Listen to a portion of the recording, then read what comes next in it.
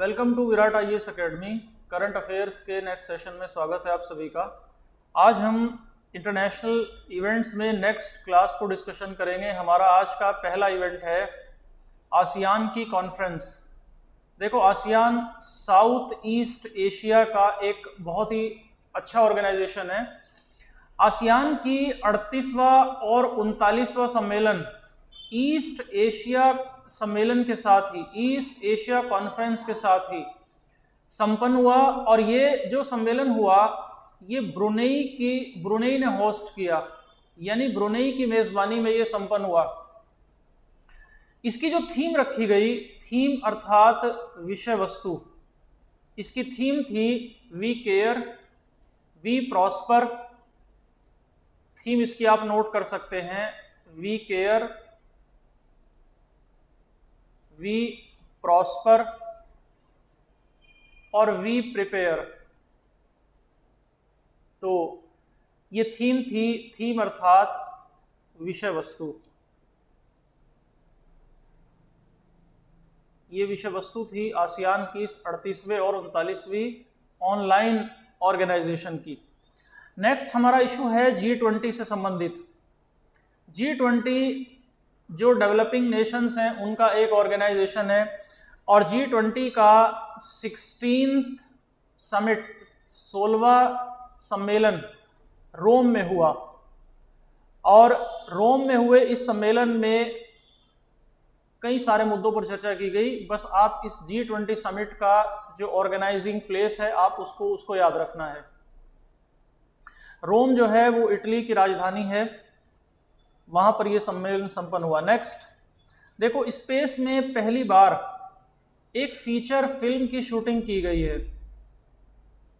अंतरिक्ष में पहली बार एक फीचर फिल्म शूट की गई है और इस फीचर फिल्म के दृश्य की शूटिंग जो की गई है वो इंटरनेशनल स्पेस स्टेशन में की गई है। इसके डायरेक्टर हैं मिस्टर क्लिम शिपेंको।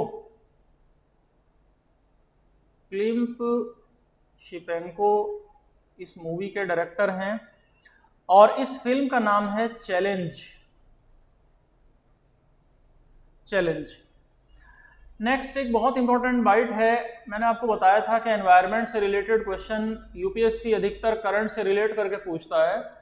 तो COP26 सम्मेलन से रिलेटेड नेक्स्ट हमारा डिस्कशन है। COP का मतलब है कॉन्फ्रेंस ऑफ पार्टीज। देखो, COP के कई सारे सम्मेलन हुए। COP फर्स्ट हुआ, COP सेकंड हुआ, COP थर्ड हुआ। तो ये जो COP हुआ ये COP26 था जो ग्लासगो में हुआ क्लाइमेट चेंज को लेकर। ग्लासगो में ये कॉन्फ्रेंस ऑफ पार्टीज का 26वां सम्मेलन हुआ। ग्लासगो स्कॉटलैंड का शहर है और ये नवंबर 2021 में हुआ और इसको जो प्रेसाइड किया वो इंडियन ओरिजिन के ब्रिटिश कैबिनेट मंत्री हैं मिस्टर आलोक शर्मा। उनकी अध्यक्षता में ये सम्मेलन संपन्न हुआ। 11 दिन तक ग्लासगो में ये COP26 का सम्मेलन चला। इसमें कई सारे साइंटिस्ट, एक्सपर्ट्स, लोगों ने ग्लोबल वार्मिंग, इंडस्ट्रियलाइजेशन और इनसे जुड़े डिफरेंट जो इश्यूज हैं उनके बारे में चर्चा की। और हमने जो IPCC का जो रिपोर्ट्स और जो आउटकम प्रीवियस लेक्चर में डिस्कस किया था, मोर और लेस वही टारगेट्स इसमें तय किए गए। जैसे इसमें यह कहा गया कि ग्लोबल वार्मिंग को इंडस्ट्रियलाइजेशन से पहले के 1.5 डिग्री सेल्सियस 1.5 डिग्री सेल्सियस के लेवल तक इसमें लाना है। सम्मेलन की महत्ता आप इस बात से समझ सकते हैं कि Indian prime minister Narendra Modi भाग लेने के लिए ग्लासगो के इस COP26 सम्मेलन में सीधे पहुंचे। वो G20 समिट से आ रहे थे। G20 समिट जो रोम में हुई है वहां से वो सीधे ग्लासगो स्कॉटलैंड आए। और देखो, 2030 तक वनों की कटाई बंद करने, बाकी के जो 105 देशों की ग्रीन हाउस गैसेज हैं उसमें मीथेन को जो एमिशन किया जाता है उसे 30% तक कम करने, जैसे वादे इसमें दोहराए गए और नेट ज़ीरो के टारगेट को रिन्यू किया गया। नेट ज़ीरो मतलब एनवायरनमेंट में कार्बन का कोई एमिशन नहीं होगा, और ये कहा गया कि नेट ज़ीरो के टारगेट को अगर डेवलपिंग कंट्रीज पूरा करेंगे, विकासशील देश पूरा करती हैं, तो उन्हें 100 अरब डॉलर, 100 बिलियन यूएस डॉलर की हेल्प उन्हें दी जाएगी, और 2025 तक ये सारे वादे पूरा करने की बात इसमें दोहराई गई है। इस कॉन्फ्रेंस के COP26 के अपने नेशनल स्टेटमेंट के तहत, राष्ट्रीय वक्तव्य के तहत प्रधानमंत्री नरेंद्र मोदी ने 5 इंपॉर्टेंट प्रॉमिसेस किए। ये कौन कौन से प्रॉमिसेस हैं? देखिए, भारत में पहला प्रॉमिस ये किया गया कि 2030 तक भारत में जो नॉन फॉसिल एनर्जी कैपेसिटी है, नॉन फॉसिल एनर्जी कैपेसिटी अर्थात जो गैर जीवाश्म ऊर्जा क्षमता है, इसको 500 गीगावाट तक पहुंचाना है।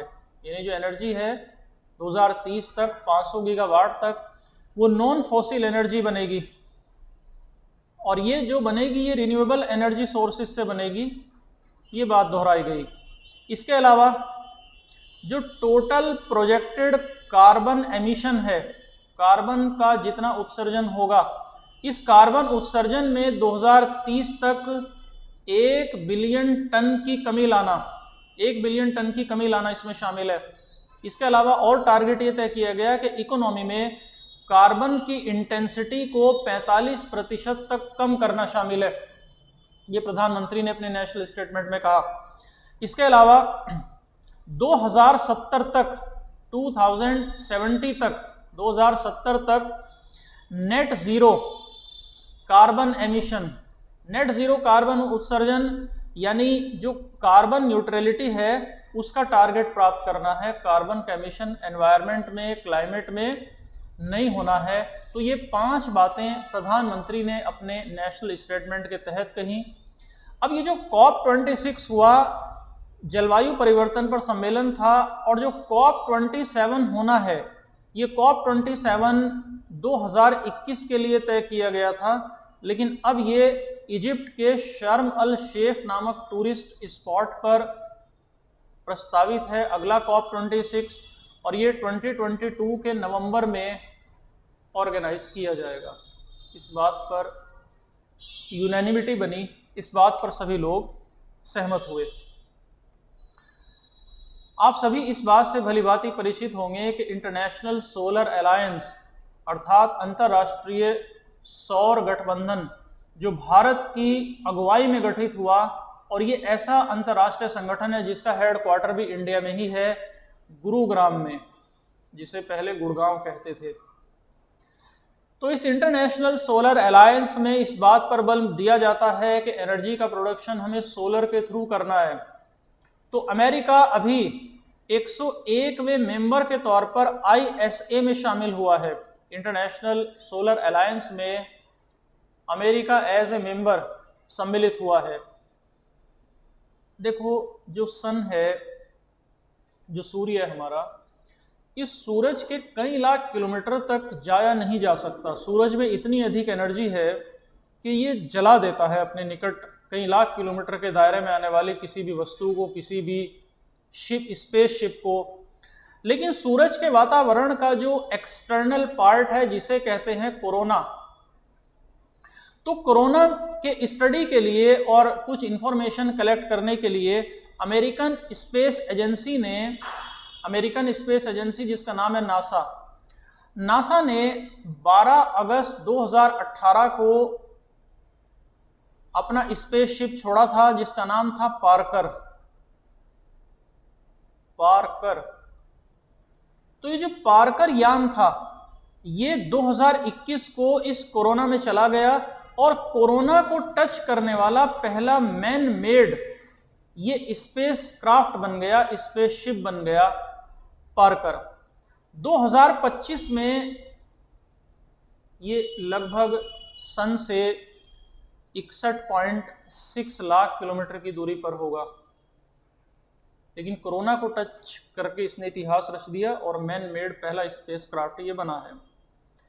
रशियन प्रेसिडेंट व्लादिमीर पुतिन की विजिट हुई थी न्यू दिल्ली में, और ये विजिट हुई थी इनकी दिसंबर 21 में। 6 दिसंबर को दोनों देशों के बीच, इंडिया और रशिया के बीच 2+2 डायलॉग हुआ, 2+2 नेगोशिएशंस हुई। 2+2 का मतलब इंडिया के फॉरेन मिनिस्टर और भारत के डिफेंस मिनिस्टर, यानी भारत के विदेश मंत्री और रक्षा मंत्री रहेंगे, और उधर से रशिया के विदेश मंत्री और रक्षा मंत्री रहेंगे। ये 2+2 वार्ताओं का ये अर्थ होता है। देखो 2+2 जो वार्ताएं हैं, इंडिया इससे पहले 3 देशों के साथ करता रहा है। इसमें एक देश है यूएसए, यूएस के साथ इंडिया ने 2+2 नेगोशिएशंस की हैं, जापान के साथ की हैं और ऑस्ट्रेलिया के साथ की हैं। इस तरह 2+2 डायलॉग करने वाला इंडिया के साथ रशिया चौथा कंट्री बन गया है। अब देखिए, जो व्लादिमीर पुतिन का जो विजिट हुआ इंडिया में, इसमें दोनों देशों के बीच मिलिट्री कोऑपरेशन पर डिस्कशन हुआ। मिलिट्री कोऑपरेशन में आप जानते हैं कि इंडिया के उत्तर प्रदेश के अमेठी में क्लाशनिकोव राइफल बनाने का प्लांट सेटअप हो रहा है रशिया के कोलैबोरेशन और कोऑपरेशन से। और जो क्लाशनिकोव राइफल है, रशिया के बाहर पहली बार रशिया किसी देश के साथ इसको मिलकर बना रहा है। इससे पहले ऐसा संभव नहीं था, रशिया ने किसी देश के साथ ऐसा नहीं किया है। तो इस पर बात हुई, तो ये काफ़ी इंपॉर्टेंट बात है। नेक्स्ट, सबसे इंपॉर्टेंट समझौता दोनों देशों के बीच मिलिट्री टेक्नोलॉजी को लेकर था। मिलिट्री टेक्नोलॉजी का जो समझौता है ये 2021 में ख़त्म हो रहा था, इसको 10 साल और आगे बढ़ाने पर सहमति बनी है, यानी यह मिलिट्री टेक्नोलॉजी के सेक्टर में जो कोऑपरेशन चलेगा ये 2031 तक चलेगा। और जैसा कि मैंने भी डिस्कस किया है कि उत्तर प्रदेश के अमेठी के पास एक जगह है Korba, UP public service commission के एग्ज़ाम के एस्पायरेंट ध्यान दें, जो कोरबा है यहाँ पर ये AK-203 बनाने का जो प्लांट है ये लगेगा। और पहली बार, जैसा कि मैंने डिस्कस किया, कि रशिया से बाहर ये राइफल बनेंगी। इसके अलावा एक बहुत ही शानदार मिसाइल सिस्टम है रशिया के पास जिसका नाम है S-400। जो S-400 है ये एक एयर मिसाइल सिस्टम है और ये लैंड टू एयर वार करती है ये मिसाइल। इसका समझौता पहले ही हो चुका है। इसके अलावा म्यूचुअल कोऑपरेशन के लिए, आपसी सहयोग के लिए दोनों देशों के बीच एक मैरीटाइम यानी समुद्र मार्गीय समझौता भी हुआ। इंडिया के चेन्नई से रशिया में एक पोर्ट है जिसका नाम है म्यूचुअल कोऑपरेशन के लिए चेन्नई से मैरीटाइम का, चेन्नई से लेकर रशिया का व्लादिवोस्तोक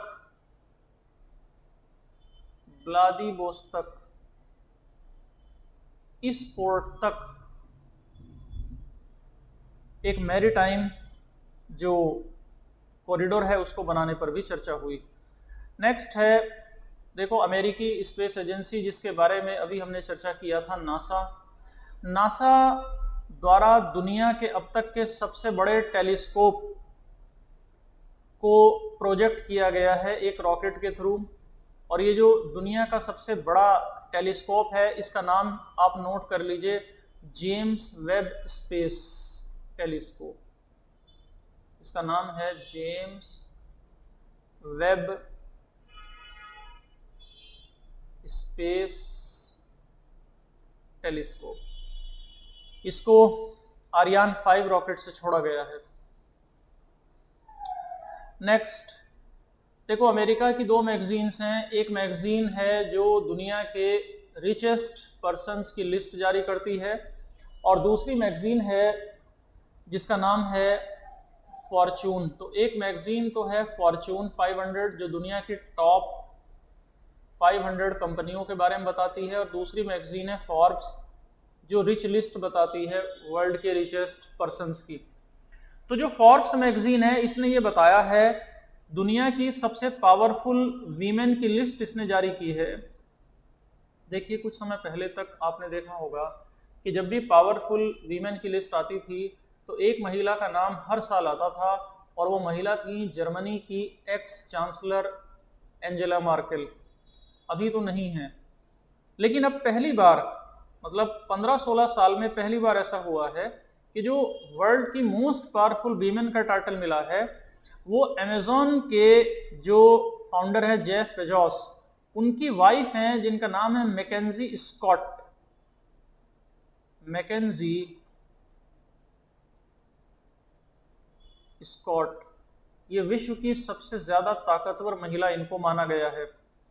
फोर्ब्स ने दुनिया की 100 ताकतवर महिलाओं की लिस्ट जारी की है और 2004 से फोर्ब्स ऐसा कर भी रही है। इस लिस्ट में इंडिया की भी कुछ महिलाओं को जगह मिली है। निर्मला सीतारमण जो फाइनेंस मिनिस्टर हैं, इन्हें इस लिस्ट में जगह मिली है। इसके अलावा बायोकॉन की फाउंडर और सीईओ हैं किरण मजूमदार-शाह।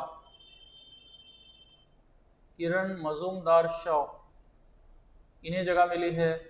और HCL एक टेक कंपनी है, उसके फाउंडर सीईओ हैं शिव नाडर, उनकी बेटी हैं रोशनी नाडर। पूरा नाम है रोशनी नाडर मल्होत्रा। तो रोशनी नाडर मल्होत्रा भी वर्ल्ड की मोस्ट पावरफुल वीमेन की 100 की लिस्ट में जगह बनाने में सफल रही हैं। एक और देखो, इंडिया की एक कंपनी है नायका जो ऑनलाइन ब्यूटी प्रोडक्ट सेल करती है, तो इसकी फाउंडर हैं फाल्गुनी नायर, इन्हें भी जगह मिली है। तो इस प्रकार से 4 भारतीय महिलाएं निर्मला सीतारमण, किरण मजूमदार-शाह, रोशनी नाडर और फाल्गुनी नायर को जगह मिली है। मैकेंजी स्कॉट नंबर 1 पर रही हैं वर्ल्ड में, ग्लोबली इस लिस्ट में। नंबर 2 पर रही हैं अमेरिका की vice president Kamala Harris. Number 3 पर फ्रांस की क्रिस्टीना लेगार्ड। क्रिस्टीना लेगार्ड ये इसमें शामिल रही हैं। जैसा कि अभी हमने चर्चा किया कि एंजेला मार्केल अब जर्मनी की चांसलर नहीं है, उनके स्थान पर जर्मनी में मिस्टर ओलाफ शॉल्ज नए चांसलर बने हैं। ओलाफ शॉल्ज, तो काफी लंबे समय बाद जर्मनी में चेंज ऑफ गार्ड हुआ है। ब्रिटेन के ex prime minister Tony Blair चर्चा में रहे क्योंकि टोनी ब्लेयर को नाइटहुड नामक पुरस्कार से सम्मानित किया गया, और जैसे ही उन्हें इस पुरस्कार से सम्मानित किया गया ब्रिटेन में विरोध हुआ। काफ़ी कई लोगों ने विरोध किया उनको ये पुरस्कार देने का। इसके अलावा नाइटहुड से और भी कई सारी पर्सनालिटीज़ को दिया गया। नाइटहुड के अलावा इंडियन ओरिजिन के लोगों को भी कुछ पुरस्कार ब्रिटेन में दिए गए, जिसमें एक ब्रिटिश एजुकेशन के हेड हैं जिनका नाम है अजय कुमार कक्कड़। तो श्री अजय कुमार कक्कड़ को भी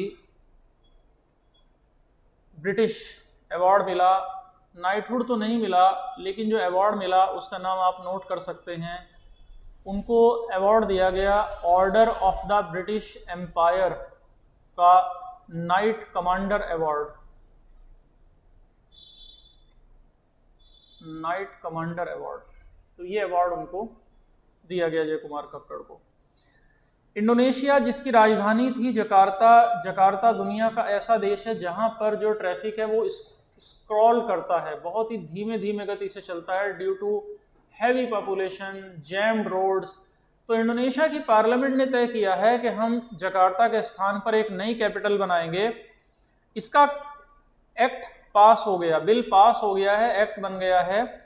तो जकार्ता में क्योंकि भीड़ भाड़ बढ़ रही है, पॉल्यूशन बढ़ रहा है, तो फॉरेस्ट कवर्ड एक द्वीप है जिसका नाम है, एक आइलैंड है बोर्नियो आइलैंड। बोर्नियो आइलैंड, तो बोर्नियो आइलैंड अब कैपिटल होगा इंडोनेशिया का, और 2022 में ये एक्ट पास हुआ। जो नई कैपिटल बनेगी उसका नाम होगा नुसांतरा। नई कैपिटल का नाम होगा नुसानतरा,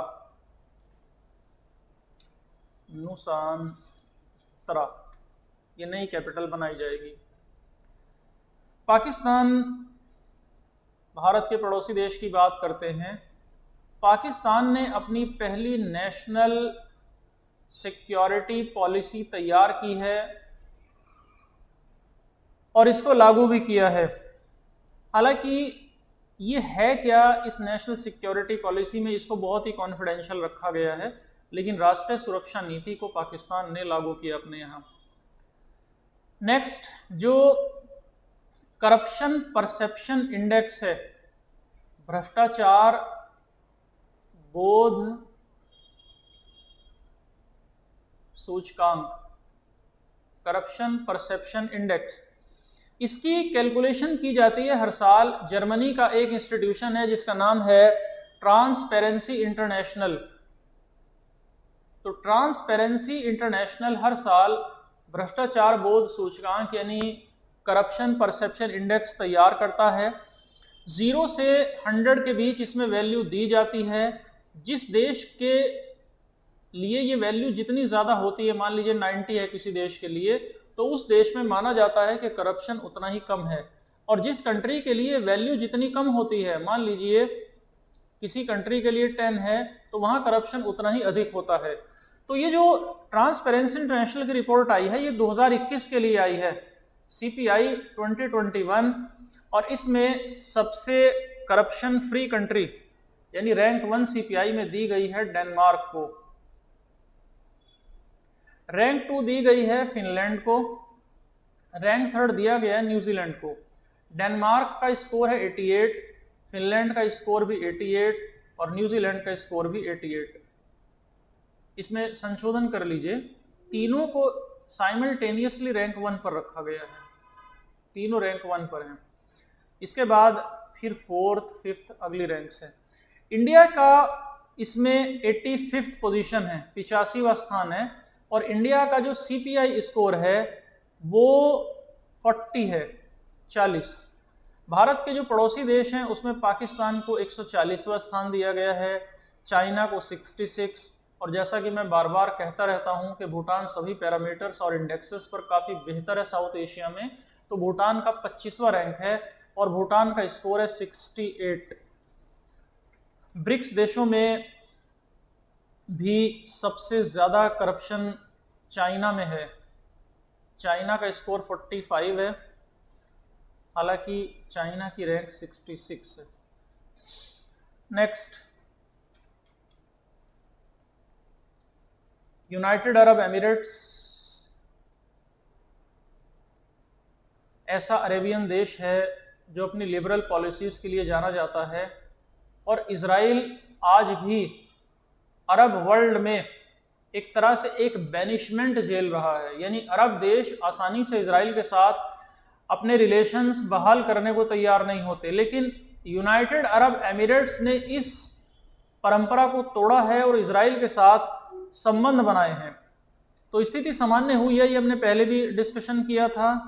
राष्ट्रपति हैं इसाक हेर्जोग, वो UAE की यात्रा पर गए हैं और इस तरह से UAE ने बैरियर तोड़ते हुए इज़राइल के साथ अपने रिलेशंस को नॉर्मल किया है।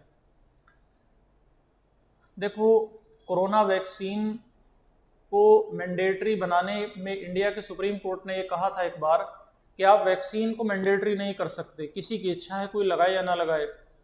तो कनाडा में लेकिन कोरोना वैक्सीन को मैंडेटरी किया गया, जिसके विरोध में वहाँ के लोगों ने प्रोटेस्ट किया, और प्रोटेस्ट करने वालों में सबसे ज़्यादा संख्या थी ट्रक ड्राइवर्स की। रिपोर्ट्स ने ये बताया कि वहाँ पर जो ट्रक ड्राइवर्स ट्रक लेकर प्रोटेस्ट कर रहे थे ओटावा में, तो 70 किलोमीटर लंबी लाइन लग गई ट्रक्स की। इसको स्पेस से भी देखा जा सकता था। हालांकि जो ब्रिटिश प्राइम मिनिस्टर थे, कैनेडियन प्राइम मिनिस्टर थे मिस्टर ट्रूडो, वो कैपिटल छोड़कर कहीं सेफ जगह पर चले गए। देखिए, इकोनॉमिक्स में आप जानते हैं इन्फ्लेशन कैलकुलेट करने के लिए एग्रीकल्चर लेबर आधारित कंज्यूमर प्राइस इंडेक्स कैलकुलेट होता है, और एक कंज्यूमर प्राइस इंडेक्स होता है इंडस्ट्रियल लेबर आधारित, इसे कहते हैं उपभोक्ता मूल्य सूचकांक कृषि आधारित, और उपभोक्ता मूल्य सूचकांक औद्योगिक श्रमिक के ऊपर आधारित। तो इंडस्ट्रियल जो लेबर्स है उसके सीपीआई का जो बेस ईयर था वो अक्टूबर 2020 में ही बदलकर उसको 2016 किया गया था। इसका जो आधार वर्ष था वो 2016 किया गया था, और इसको अब सीपीआई इंडस्ट्रियल लेबर को कैलकुलेट किया गया है 120.4%। तो सीपीआई आईएल 125.4% है।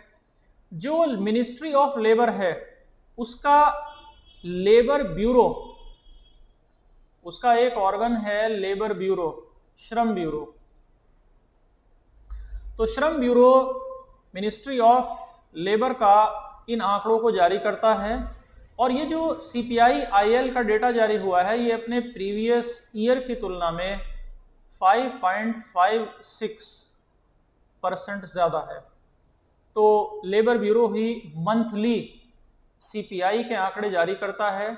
देखो, इन्फ्लेशन के आंकड़े पहले वीकली जारी किए जाते थे, लेकिन अब इन्फ्लेशन के डेटा मंथली जारी होते हैं प्रीवियस ईयर के कंपैरिजन में, यानी पिछले साल दिसंबर में क्या आंकड़ा था और इस साल के दिसंबर में क्या आंकड़ा है, तो मंथली जारी होते हैं पिछले साल के मंथ से कंपेयर करते हुए। और इंडस्ट्रियल पॉइंट ऑफ व्यू से 88 सेंटर्स से 317 जो मार्केट है वहां से डेटा कलेक्शन इसके लिए किया जाता है। तो ये आप याद रखेंगे सीपीआई एएल को। नेक्स्ट, अफगानिस्तान को मानवीय आधार पर, देखो अफगानिस्तान में फूड ग्रेन की बहुत ज़्यादा कमी हो गई है, बच्चे और बाकी लोगों के खाने पीने के सामानों में कमी पड़ गई है। तो इंडिया ने 2500 मीट्रिक टन यानी 2500 टन गेहूं की सप्लाई अभी की। यूनाइटेड नेशंस ने ये अपील की थी कि आप अफगानिस्तान को हेल्प कीजिए, तो इंडिया ने ये किया, और इंडिया का टारगेट है 50,000 टन की सप्लाई।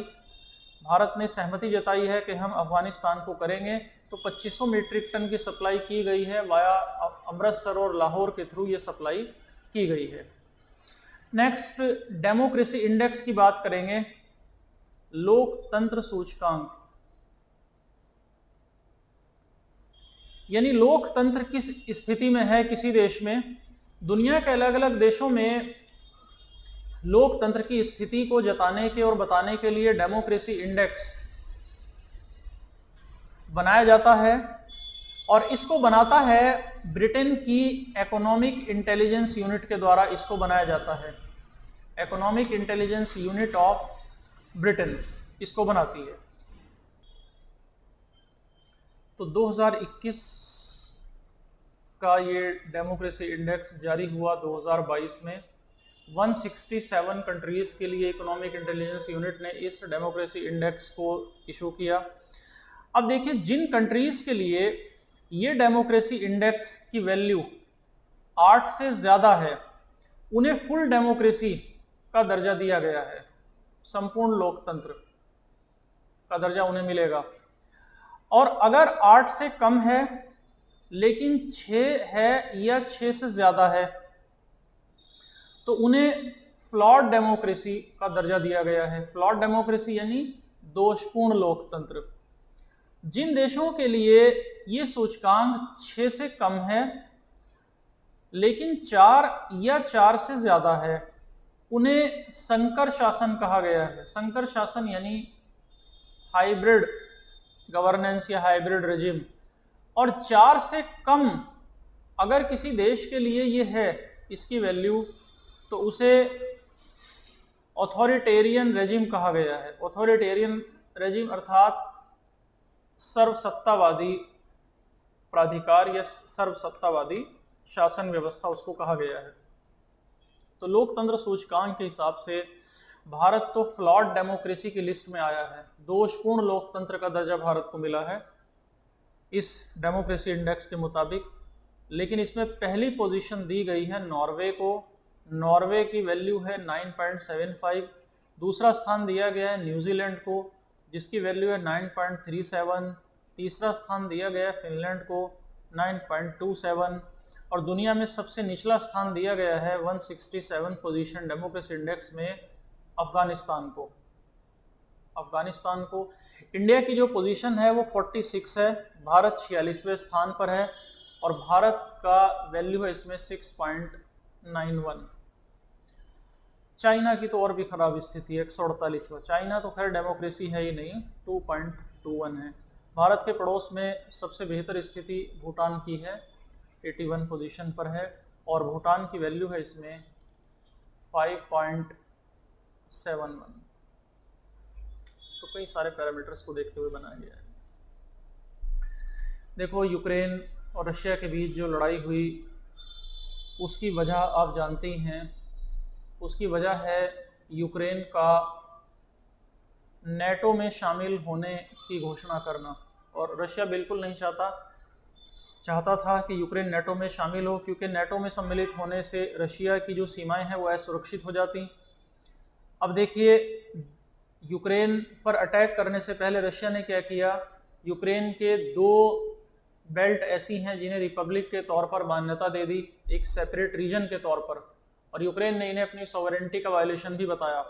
ये 2 जो क्षेत्र हैं जिन्हें यूक्रेन के क्षेत्र हैं जिन्हें रशिया के द्वारा सेपरेट एक रेजिम सेपरेट के तौर पर मान्यता दी गई, इसमें एक रीजन का नाम है लुहांस्क और दूसरे रीजन का नाम है दोनेस्क। ये 2 रीजन है। और इसके बाद हमला कर दिया 24 फरवरी को यूक्रेन पर रशिया ने। नेक्स्ट एक एक्सीडेंटल न्यूज़ है। जर्मनी से लग्जरी गाड़ियों को लेकर यूनाइटेड स्टेट्स एक शिप जा रहा था जिसमें 4000 लग्जरी कार्स थी और ये पुर्तगाल के पास सिंक कर गया, डूब गया। हालांकि इसका जो क्रू था उस क्रू को पुर्तगाल की पूरी एयरफोर्स ने रेस्क्यू कर लिया, लेकिन शिप में जो महंगी गाड़ियाँ थी, लैम्बोर्गिनी थी, मर्स थी, BMW थी, पोर्श थी, वो सारी की सारी डूब गई और बहुत बड़ा लॉस हुआ। नेक्स्ट, इंडिया पाकिस्तान के बीच 1960 में इंडस वाटर ट्रीटी हुई थी, सिंधु जल समझौता।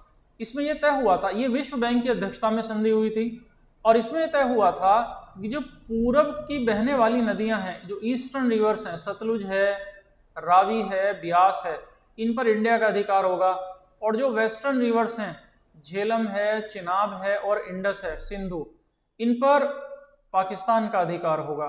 तो और यह भी तय हुआ था कि हर साल दोनों देश जो ट्रिब्यूटरीज हैं इन नदियों की, जो सहायक नदियां हैं, उनके ऊपर अगर कोई डिस्प्यूट होगा तो उसके रेजोल्यूशन के लिए मिलेंगे, बारी बारी से एक दूसरे देश में मिलेंगे।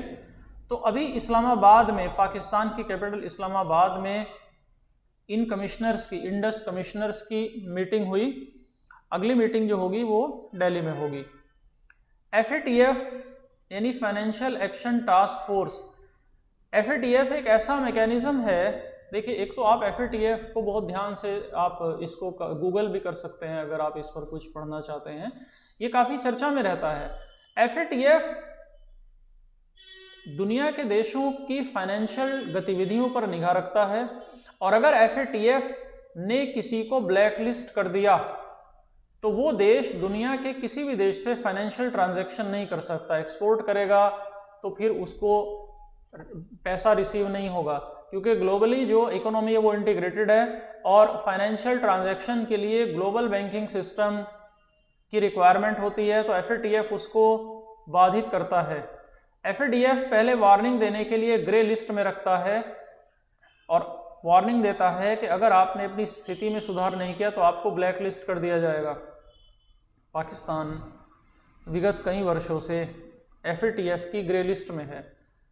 पाकिस्तान के अलावा एक और चौंकाने वाले नाम को FATF ने ग्रे लिस्ट में रखा है, UAE को, यूनाइटेड अरब एमिरेट्स। जॉर्डन पहले से ग्रे लिस्ट में है, तो FATF ने पाकिस्तान को ग्रे लिस्ट में इसलिए डाला है ताकि आतंकी गतिविधियों, आतंकी फंडिंग यानी टेरर फंडिंग के लिए पाकिस्तान कुछ ठोस कदम उठा सके। नेक्स्ट एक और इंडेक्स है happiness index. Happiness index. Happiness index अर्थात प्रसन्नता सूचकांक।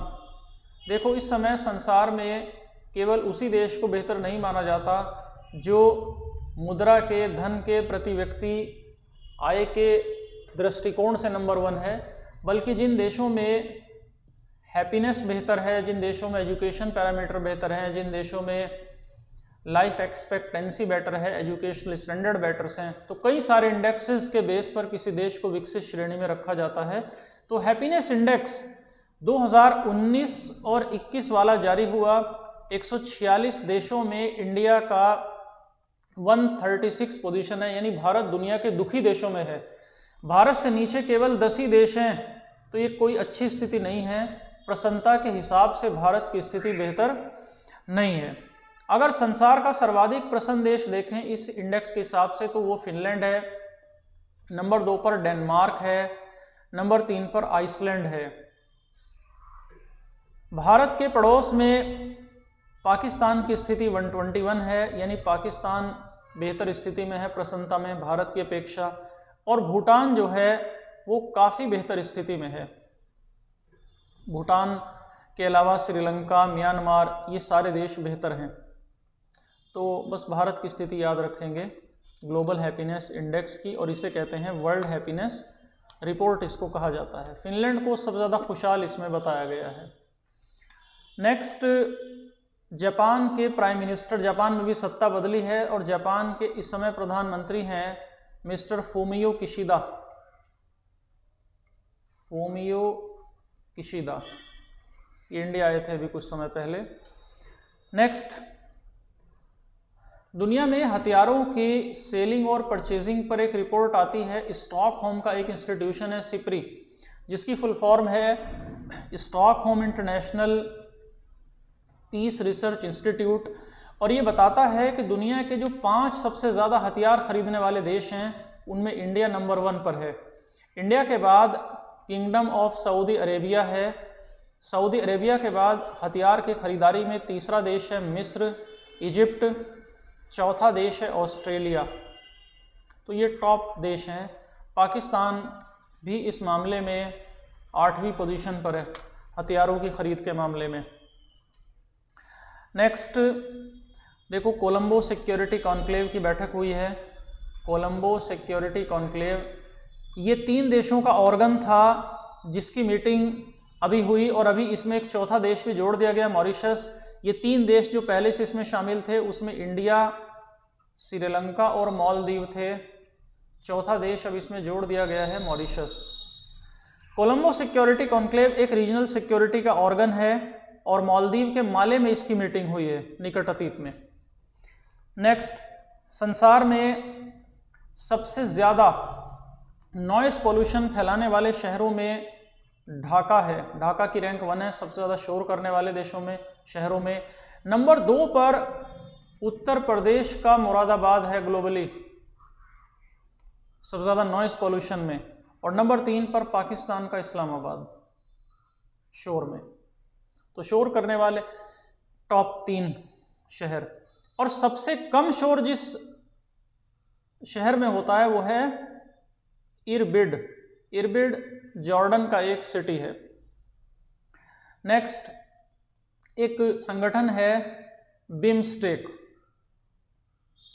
बिमस्टेक, बिमस्टेक यानी bay of Bengal initiative for multi sectoral technical and economic cooperation. तो जो बिमस्टेक है इसका 5वां समिट हुआ अभी श्रीलंका की मेज़बानी में, वर्चुअल तरीके से हुआ। बिमस्टेक में विस्तार से चर्चा हुई कि बे ऑफ बंगाल और उसके आसपास के जो देश हैं वो किस तरह से अपना सिक्योरिटी बीफ अप कर सकते हैं और एक दूसरे से किस तरह सिक्योरिटी कोऑपरेशन कर सकते हैं। पाकिस्तान में देखो इस समय चेंज ऑफ गार्ड हुआ और अभी मौजूदा प्रधानमंत्री हैं श्री शहबाज शरीफ, जिनकी पार्टी का नाम है पाकिस्तान मुस्लिम लीग नवाज, PMLN। इन्होंने स्थान लिया इमरान खान सरकार का। इमरान खान को नो कॉन्फिडेंस मोशन में जाना पड़ा।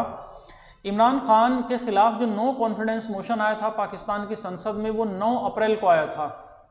उल्लेखनीय बात यह है कि जो पाकिस्तान की संसद है उसे नेशनल असेंबली कहते हैं और उसमें 372 मेंबर्स हैं टोटल, 372 मेंबर्स टोटल आते हैं। नेक्स्ट हम चर्चा करेंगे पाकिस्तान की इस खबर के बाद एक बहुत इंपॉर्टेंट एक कॉन्क्लेव की, जिसका नाम है रायसीना डायलॉग। देखो, रायसीना उस जगह को कहा करते थे कभी जहां पर राष्ट्रपति भवन बना है। ये कभी गांव होते थे रायसीना नाम का, तो रायसीना की पहाड़ी भी होती थी। तो रायसीना डायलॉग का मतलब है कि दुनिया के सभी देश इकट्ठा होते हैं और यहाँ पर डिस्कशन करते हैं ग्लोबल डिप्लोमेटिक इश्यूज पर। तो रायसीना डायलॉग हुआ जिसमें विश्व के कई देशों के लोग आए। रायसीना डायलॉग भारतीय विदेश मंत्रालय और प्लस ऑब्जर्वर रिसर्च फाउंडेशन के सहयोग से आयोजित होता है रायसीना डायलॉग।